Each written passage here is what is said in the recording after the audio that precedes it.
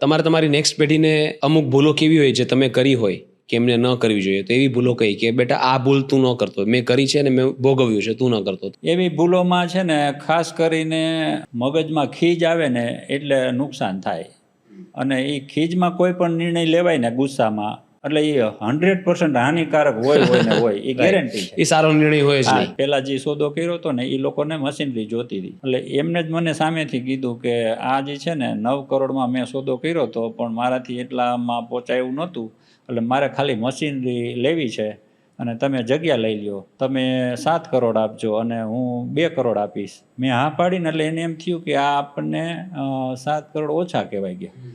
એટલે એણે એમ કીધું કે ભાઈ મારો પાર્ટનર છે ને ના પાડે કે અમને 2 કરોડ નહીં 1.5 કરોડમાં પોસાય. તો એ મને થોડી ખીચ ચડી, એટલે મેં કીધું ભાઈ હું 9 આપીને લઈ લઈશ, મારે તમને 2 કરોડમાં નથી આપવું. જો એ 1.5 બદલે થોડું નેગોશિએશન કરીને 60-70 ની આસપાસ કર્યું હોત તો થઈ જાય. પછી ખાલી 90 લાખ રૂપિયામાં મેં મશીનરી વેચી.